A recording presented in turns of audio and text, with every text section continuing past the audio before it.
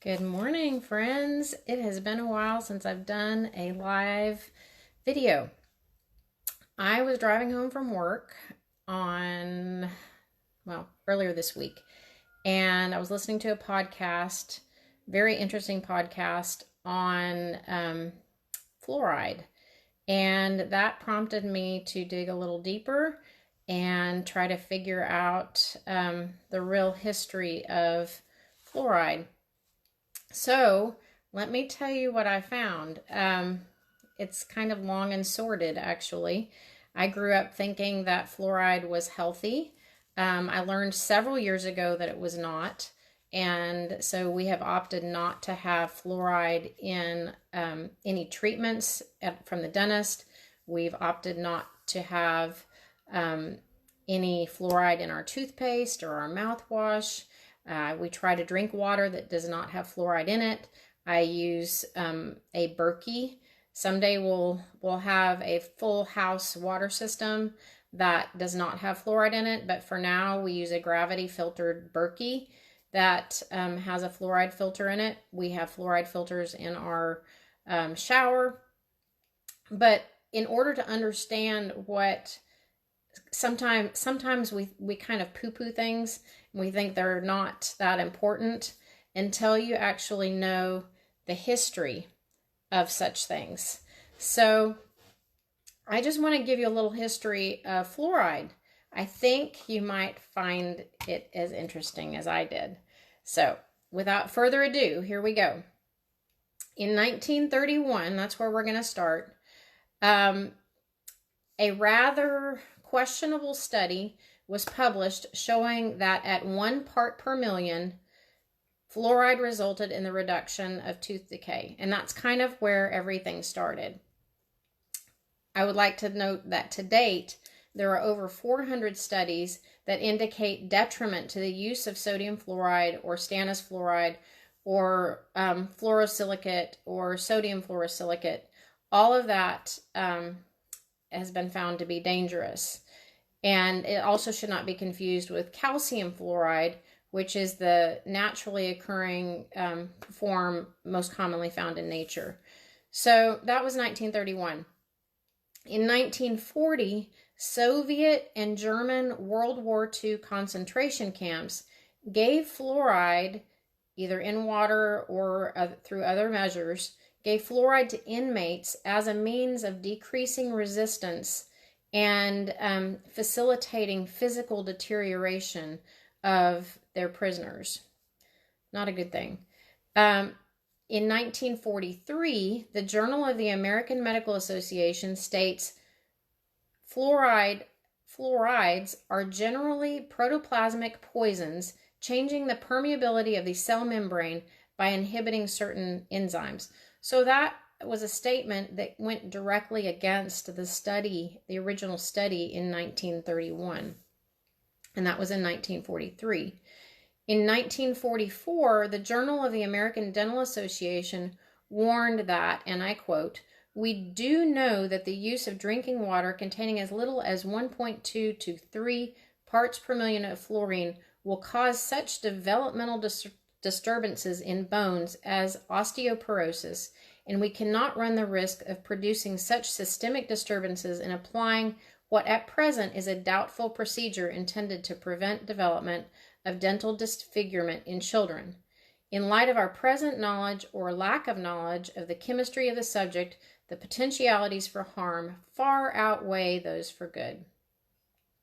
Okay, so now we have a statement from the American Dental Association saying do not promote fluoride, and that was in 1944.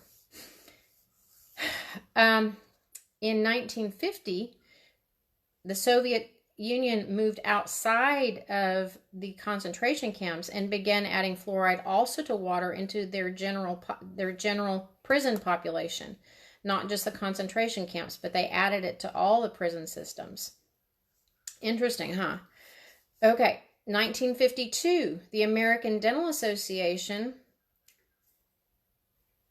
flips and publishes an issue in its journal instructing its dentists not to discuss their personal opinions about fluoride. That was early forms of professional bullying, right? From 1952 to 1956, the cities on the fluoridation list began to fluoridate their water supplies. As the process of water fluoridation continued, cancer death rates of the fluoridated cities began to far exceed the rate of those in unfluoridated cities. It's getting interesting, isn't it? Okay, in 1952, and we're still in the 50s here. 1952, hey Robin, the 82nd Congress, second session, hearings of the Select Committee to investigate the use of chemicals in food and cosmetics. Dr. Miller, who was the chairman of that committee, stated, the U.S. Dental Association made some examination and recommended to the farmers that fluorine not be added to the water of pregnant sows, which are pigs, because it did something to the pigs that were unborn.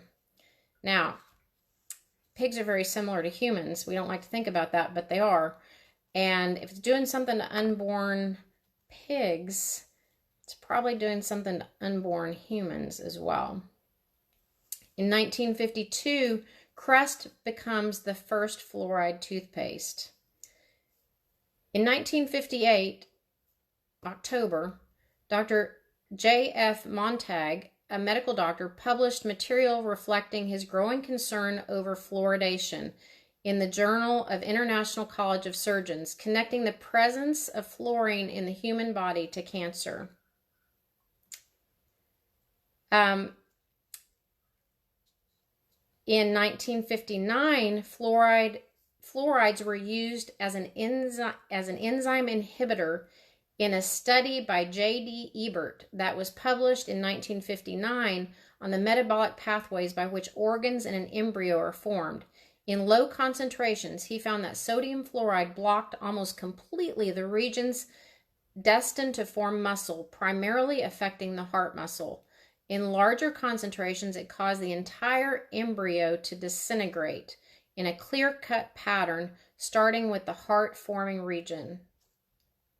This is, there's a lot of evidence that shows that high levels of fluoride can actually cause fairly early term abortion. I believe this is probably one of the reasons why. In 1961, in Great Britain, a Dr. R.A. Holman of the Royal Institute of Pathology discussed fluoride poisoning in an article in the April 15, 1961 issue of the British Medical Record. He noted that the long-term effects of sodium fluoride ingestion needed much more investigation. He said fluoride is a well-known inhibitor of several enzyme systems. How about that, you guys? In 1963, a study is published which links fluoride and the development of cancer in animals.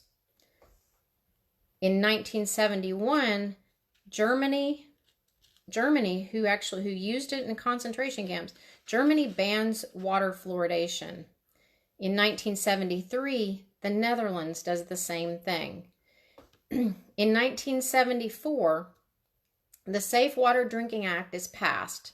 In the EPA, the Environmental Protection Agency, sets maximum contamination levels for various water pollutants, including sodium fluoride.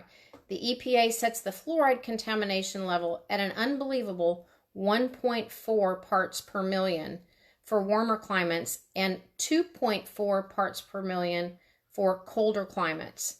Furthermore, the American Dental Association begins pressuring the EPA to raise maximum contamination levels for fluoride in public to 8 parts per million, when it is fully known that systemic damage begins occurring at 1 part per million.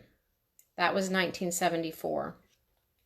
In 1975, Dr. John, and I'm probably going to pronounce his name completely wrong, Yayamayanis, publishes a preliminary survey which shows that people in fluoridated areas have a higher cancer death rate than those in non-fluoridated areas. The National Cancer Institute attempts to refute those studies. In 1978, a court case was won in Pennsylvania that proved fluoridation was harmful and resulted in a ban. It receives great publicity, much to the concern of the American Dental Association and industry. That's 25 years later, from when they flip-flopped from it's bad to don't say anything to now they're promoting it. That was 1978. In 1979, in order to counteract the tide of truth on fluoride, the American Dental Association issues a white paper on fluoridation. It characterizes opponents of public water fluoridation as uninformed, self-styled experts whose qualifications for speaking out on such a scientific issue as fluoridation were practically non-existent, or whose motivation is self-serving. There's no money to be made in speaking out, my friends. I can tell you that. It's much easier to keep your mouth shut and follow the narrative than it is to speak out. So that was obviously an untrue statement. In 1979, Dr. W.L. Gabler and Dr. P.A. Long at the University of Oregon Health Science Center find that as little as 0.2 parts per million fluoride in the body stimulates superoxide production in resting white blood cells. This seriously depresses the ability of white blood cells to destroy pathogenic agents. Superoxide in the bloodstream also gives rise to tissue damage and acceleration of the aging process. If you live in an area where there is fluoride in the water, this is something to address and something to think about, especially in the year 2020 when we've had so much fun with all of the other information circulating right now. In 1979, the FDA required the deletion of all government references previously classifying fluoride as essential or probably essential as a nutritive ingredient. In 1983, a symposium takes place at the University of Michigan after years of planning between the U.S. Health Department or the U.S. Department of Health and Human Services, the USPHS, Michigan State Health Plans, the Kellogg Foundation, and the Medical Products Labs. The purpose is to discuss the status of organized opposition to fluoridation, to analyze probable motives influencing the anti-fluoride movement, to develop political and legal strategies for the defense and promotion of fluoridation, and to assess the need for a national fluoridation strategy. These are all things back in 1983 that should have made us go, had we known about it. But we didn't know about it then. At least most of us did not. Why would they want to fluoridate our water? Why would they want to add fluoride to toothpaste when all of this information is out there? In 1984, the issue of clinical toxicology of commercial products indicates that 1/10 of an ounce of fluoride in the human body is lethal for a 100-pound adult human. Fluoride toothpaste contains up to 1 milligram per gram of fluoride. The whole tube contains 199 milligrams of fluoride. That's enough to kill a 25-pound child. Toothbrushing causes an ingestion of 0.25 milligrams per day. That's if you're only brushing your teeth once a day, which hopefully you're brushing your teeth more often than that, just not with fluoridated toothpaste. And I would say, people will say, well, you don't swallow the toothpaste. That is very true. But as a pharmacist, one of the things that you learn when you are looking at drug delivery systems is how rapidly things are absorbed in the mouth.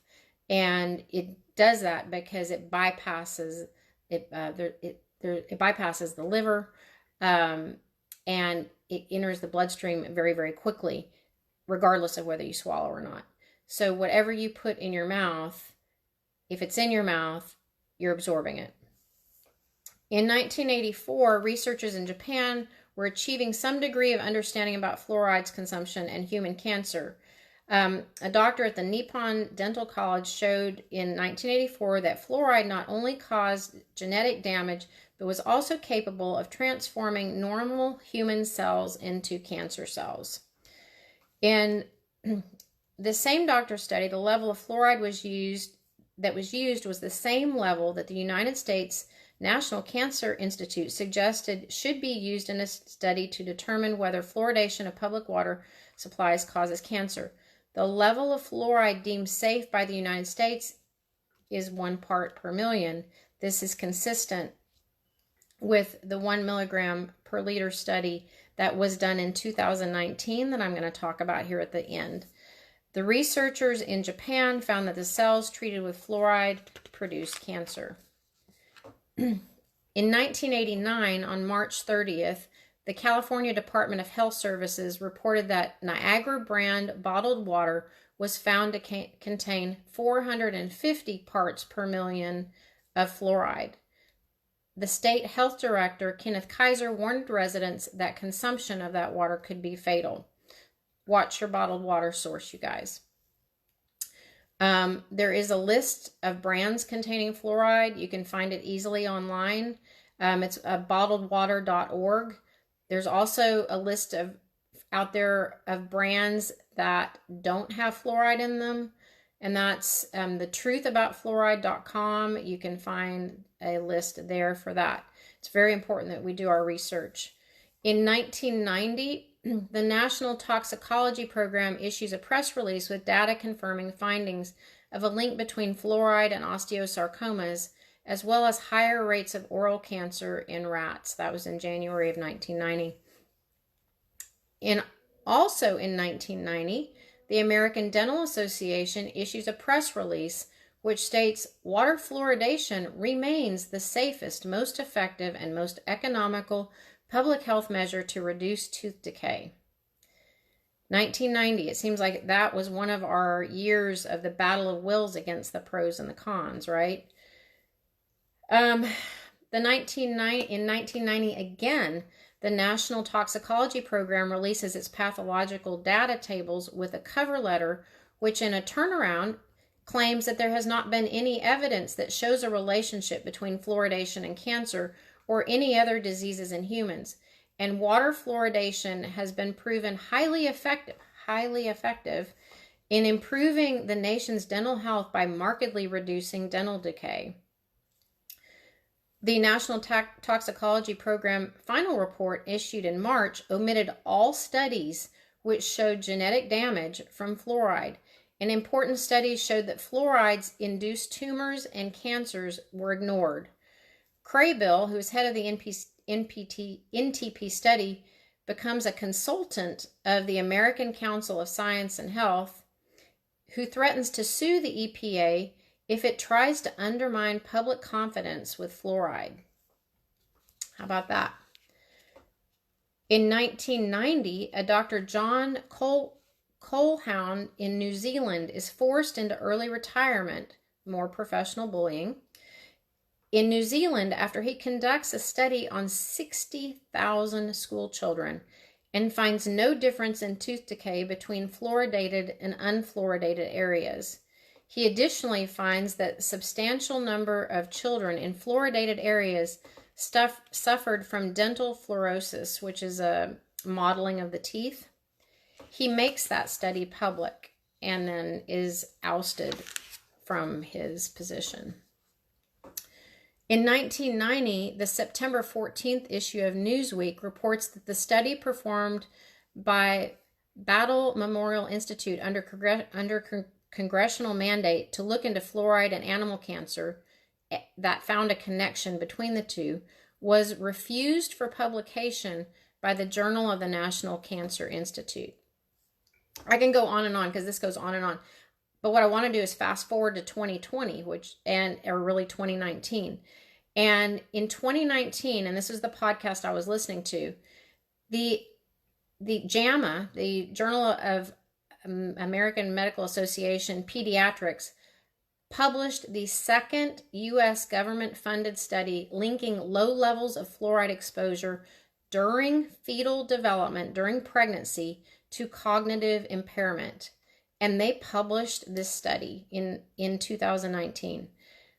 512 mother-child pairs were studied. It was over several years. Consistent fluoride exposure over the course of pregnancy was associated with a 3.7 to 4.5 point IQ decrease in children. That is at an exposure of 1 milligram per liter, which is 1 part per million, which is the approved amount allowed within our water supply. Actually, it's higher than that, but that's the number that they're using. So when I listened to this podcast by the two JAMA pediatric editors discussing how important this study was, I was so excited, because this is a huge step in the right direction to begin rectifying or promoting, ending the promotion of disinformation in the healthcare industry. Disinformation in the healthcare industry is rampant, and it's not because of people don't know any better. Some people don't. But in the healthcare industry, people are given information to regurgitate to the public.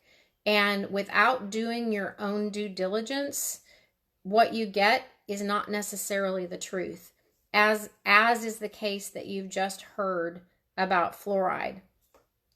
The journalists, the podcast, the editors of JAMA, these are their own words. This is what they said. The decision to publish this article was not easy. Given the nature of the findings and their potential implications, we subjected it to additional scrutiny for its methods and the presentation of its findings.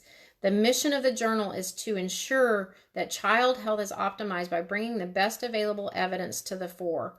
Publishing it serves as a testament to the fact that JAMA Pediatrics is committed to disseminating the best science based entirely on the rigor of the methods and the soundness of the hypotheses tested, regardless of how contentious the results may be.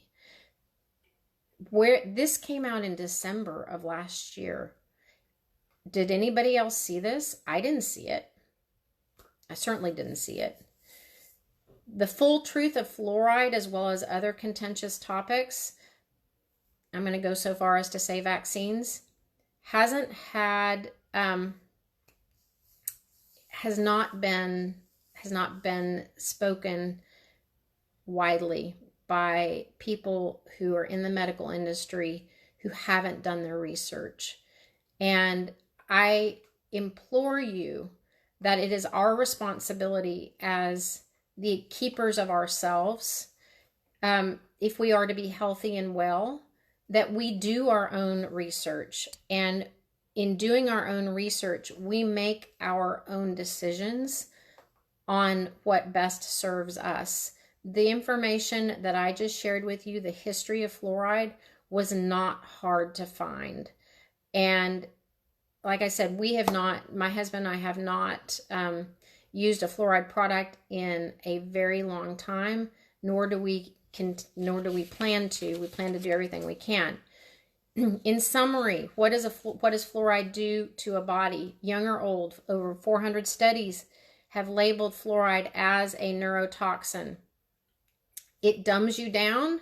It impairs your capacity to learn and remember. It lowers your IQ. It causes neurobehavioral effects, ADHD. It alters gene expression. Over 200 animal studies showing that prolonged exposure to varying levels of fluoride can damage the brain, particularly when coupled with an iodine deficiency or aluminum excess. You will want to explore the amount of aluminum in vaccines when I say that. Impaired fetal brain development. That's perhaps the most important thing I'm saying today. Fluoride also damages the hippocampus and the pineal gland. Pineal gland controls melatonin production. Fluoride crystallizes the pineal gland. Sympathetic and parasympathetic systems become compromised. That's what keeps us going, you guys. If our sympathetic or parasympathetic system, either one is compromised, we are in a world of trouble. The impaired pineal gland function is a commonality in dementia. Fluoride affects sleep quality, obviously, if it's affecting production of melatonin. It increases oxidative stress, which increases how fast you age. It increases the risk of an inflamed thyroid and the autoimmune disorder Hashimoto's, which is usually the first, it's not always, but it's very commonly the first autoimmune disorder that shows up when somebody starts collecting autoimmune disorders. It weakens and brittles bones. It causes pain and stiffness in joints. This is called skeletal fluorosis.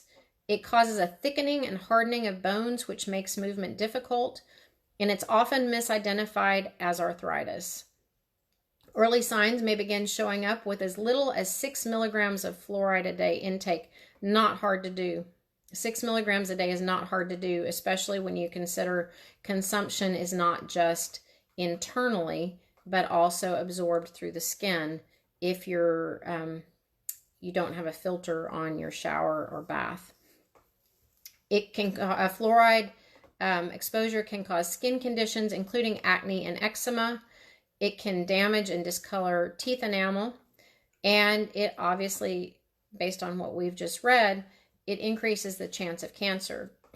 So ways to detox fluoride, but first you've got to quit exposing yourself to it. All the detoxing in the world will be insufficient if you continue to just add it to your body. You could detox all day long, and if you're adding it in, you'll never be able to get rid of it as fast as you're adding it in if you don't change things. So get rid of your fluoridated toothpaste and your mouthwash and refuse the fluoride rinse at the dentist's office. Charlie and I use the Thieves toothpaste and mouthwash from both our Young Living products and our excellent fluoride-free, toxin-free oral care products.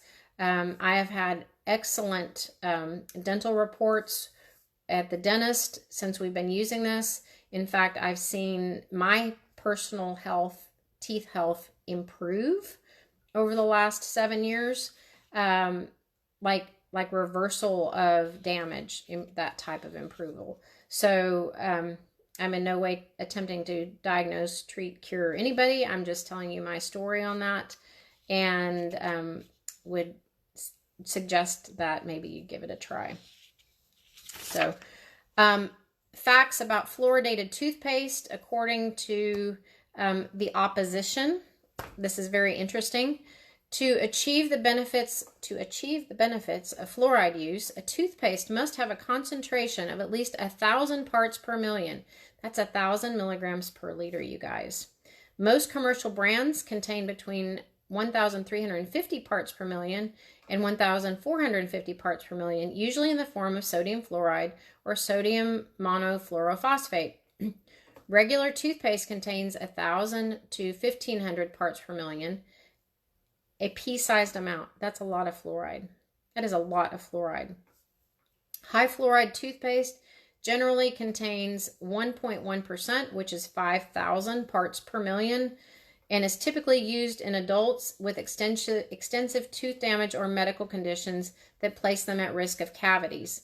This would include dentures, orthodontic, dry mouth disease, medications, some cancer therapy. And I have seen this is prescribed fairly regularly, the high dose fluoride. It's really something to research before you agree to walk the plank on that one. Children's toothpaste is designed for toddlers and kids age 6 and under and has a fluoride concentration of 1,000 parts per million. Again, this is what they're recommending. The people who would oppose what I'm saying right now, this is what they recommend. For its part, the American Dental Association issued a statement declaring that fluoride toothpaste is not only an integral part to good oral health, but it should be used as soon as the baby's first tooth comes in. How about that? So watch your toothpaste, watch your mouthwash, watch your water. Find out if your municipal water supply fluoridates their water. So many do, and you need to oppose that in your community. If you don't know the answer to that, you need to call and find out.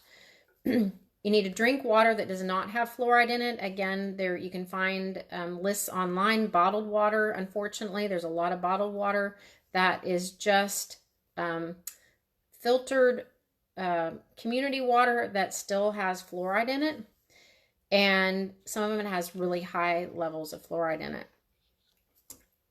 Skin absorbs fluoride even if you can't afford a whole house water filtration system, and you need to get these little filters. They go on your shower head, and they're less than, I don't know, $50 or $60. They will filter the fluoride out for you. It's relatively inexpensive. Just for a point of reference, consuming through topical exposure.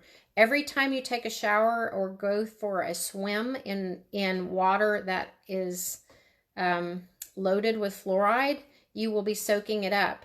The percentage for skin absorption, fluoride skin absorption, and this is just a little bit, as follows: 32% on the scalp, on the forearm, 9%. Men, the male scrotum, there's no female scrotum, by the way, but the male scrotum, 100% absorption rate, 100%. So how do you detox? You want to get adequate iodine. It pushes fluoride from your body by way of urine. You can get iodine through seaweed or kelp, cranberries, organic yogurt, potatoes, organic strawberries, organic navy beans. And I take a Young Living product to support my thyroid called Thyromin that has kelp in it, and seems to be doing quite well for me. So that might be something, if you have a need to support your thyroid, it might be worth giving that one a try. Consume more boron. We don't usually think of boron because it's a kind of a micro mineral. It helps flush fluoride from the body as well. It can be found in most nuts, dates, prunes, honey, broccoli, bananas, avocado. It is found in Master Formula. Master Formula also has kelp in it as well. And if you don't need to support your thyroid, then you might look into Master Formula. It is a beautiful, beautiful combination of all the things that you need, or that your body needs in order for you to stay well and healthy. Number 3, you want to increase magnesium and calcium intake. And it seemed having adequate levels of both magnesium and calcium seem to keep fluoride away from bones and teeth, thereby allowing the body to eliminate it properly instead of storing it. You can find magnesium and calcium in dark leafy greens, nuts, seeds, fish, beans, whole grains, avocados, organic yogurt, bananas, dried fruit, dark chocolate, and if you're a Young Living member, the Super Cal Plus has it as well. And finally, you want to constantly detox the body. Adding a little Young Living lemon oil, essential oil, to your water every day is a gentle way to help the body flush toxins from the body. Garlic and turmeric, limes and avocados, again, those are other ways to do their great nutrition, but they also aid in helping detox the body some. You might also look into learning more about Juvatone and GLF too. And if you have access to a dry sauna or an infrared sauna, I would recommend sitting in a sauna regularly if you're trying to do a true detox. So we have to know and understand history in order to get an aha moment sometimes. And otherwise, we kind of just let things go underneath the bridge. And this is one reason that I am an avid history buff, because we have to understand the path that got us to the point that we're at, and also the motivation behind those who put that path in our place, in place for us to walk down. It's not always a good idea to trust blindly. It's really not. So if you've learned something new today, please, and you don't already like the Wellness Prepper, please go ahead and like the Wellness Prepper. And I am going to start doing more on Instagram as well. So you can find me at the Wellness Prepper on Instagram. It's not loaded with a bunch of information, but that will happen. I'm shaking things up a bit in my personal world, and to make room for more time to educate, collaborate, and connect, and make the world a better place. So anyway, you guys have a great day. Thanks for sitting through this with me, and I will see you next time. Bye.